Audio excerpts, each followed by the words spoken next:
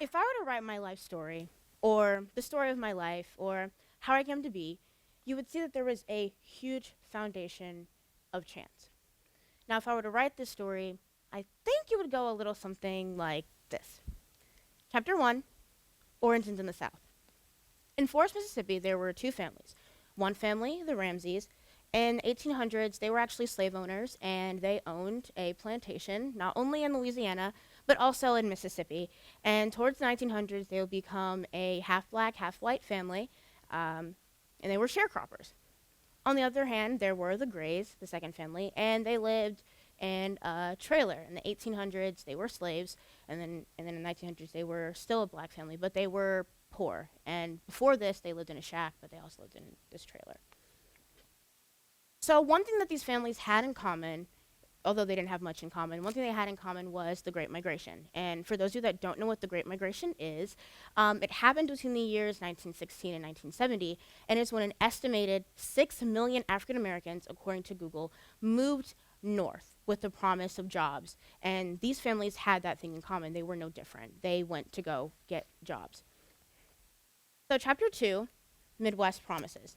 The families moved to different states. The Ramseys, they moved to the Motown paradise of Detroit, and they had an interest in the car industry. So they were going to get jobs working on cars, distributing cars.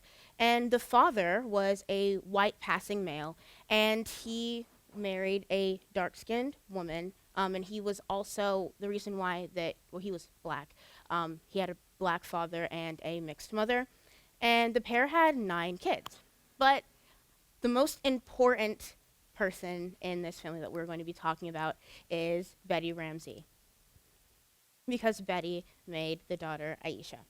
The Grays, on the other hand, moved to Indiana, and they were still a black family. The eldest daughter, Sherelle, would meet her future husband, Kevin, in high school, and give birth to their child, Carl. So, chapter 3, College Dreams. So Aisha, she grew up in a single-parent home with her mother, Betty. And Betty didn't go to college. She didn't really know what the college application process was like or how to even really get into college. A lot of this fell on the shoulders of Aisha to get into college. But she told Aisha, you like English, so you should major in English. And that's what Aisha did. Carl, on the other hand, with the last name Perkins, due to the marriage of his parents, grew up in Indiana, and at a young age, he was diagnosed with dyslexia. And he was told that he would never be able to read, and his mother was actually told by the teacher that he should just do a job with his hands, which I really think is really interesting because he taught me how to read and then majored in education and taught other people. I hope that teacher feels foolish.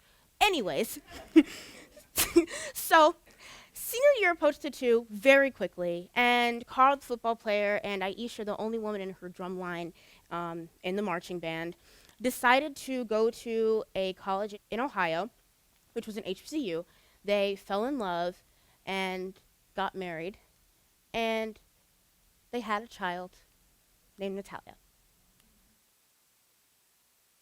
Chapter 4, this is my chance to make their story my own. Hi, I'm Natalia Perkins, the daughter of Carl Perkins and Aisha Ramsey, and this is my story. I too am a senior, the same age they decided to move to Ohio, take a chance on each other, and ultimately change their lives forever.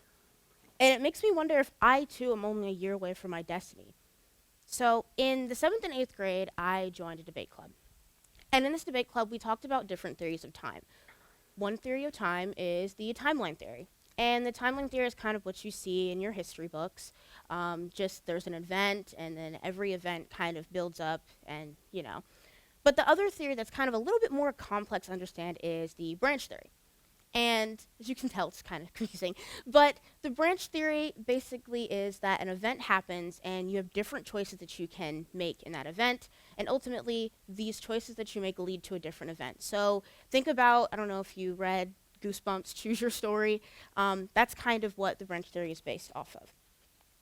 So thinking about the timeline of my life and my family's history had me thinking a lot about the chances that I've taken in my life. Trying out for the lacrosse team freshman year, knowing good and well I didn't know how to play lacrosse.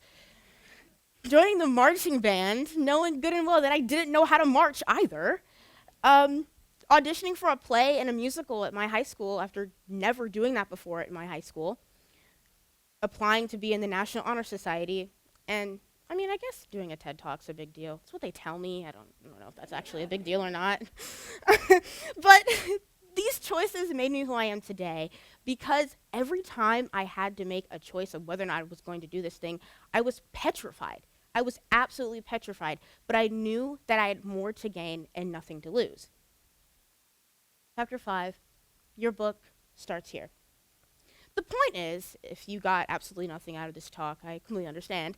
But the point is that the choices that you make today not only impact your tomorrow, but the tomorrows of those after you.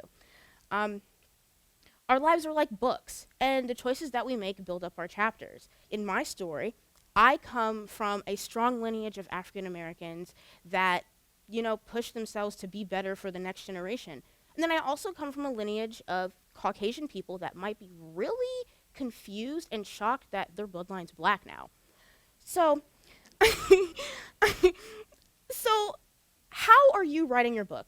Of course, it doesn't have to be as dramatic as mine. I know what it's like to be so burnt out by life, but feel so left out. I mean, senioritis, obviously. As a senior in high school, you always feel like you want to do so much because your time is running out, but you're so burnt out by life and so burnt out by the responsibilities you have to do. But one thing that I've learned is that I have to keep pushing for those that came before me because they would want me to push for the next generations. Thank you.